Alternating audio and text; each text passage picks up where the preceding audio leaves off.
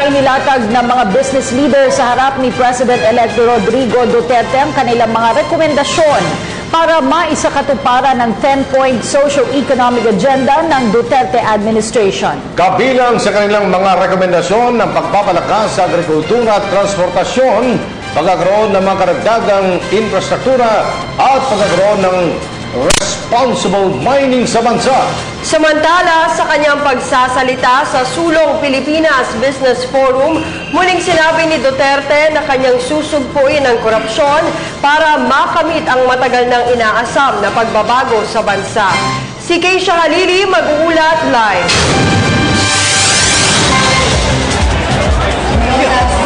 Muling idineklara ni President-elect Rodrigo Duterte na susugpuin niya ang korupsyon sa bansa sa harap ng 450 kinatawan ng business sector sa pagtatapos ng Sulong Pilipinas Consultation Workshop.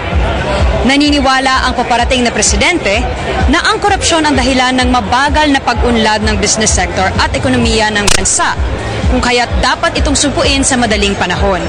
Inilatag ng mga delegado kay President-elect Duterte ang mga aspeto na nais nilang tutukan ng kanyang administrasyon. Nasa taas ng listahan ang tax reforms, kung saan inudyok ng mga delegado ang pagpapabuti ng sistema ng pagkolekta ng buwis, gayon din ang pagpapataas ng nakokolekta upang magamit ito sa mga proyekto at programa ng gobyerno.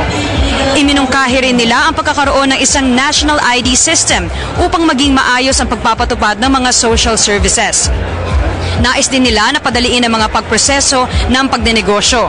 Kabilang din sa mga rekomendasyon ang pagpapabilis ng internet connection, pagbibigay ng karagdagang suporta sa mga magsasaka, responsableng pagmimina, pagpapaunlad sa mga industriya ng mga rehiyon at workforce, pagpapabuti ng transportation, pagsusuri ng conditional cash transfer program at pagpapalakas ng public-private partnerships.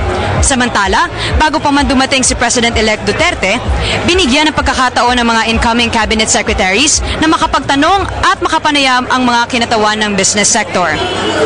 Naging mainit na ang paksa ng korupsyon, internet connection, modernong kagamitan ng gobyerno, partisipasyon ng business sector sa pagpapatupad ng senior high school at limitasyon ng konstitusyon ukol sa foreign ownership.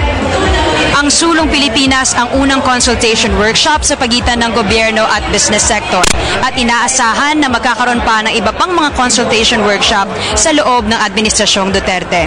Mula sa SMX Convention Center, Davao City, para sa Telebisyon ng Bayan, ako po si Keisha Halili.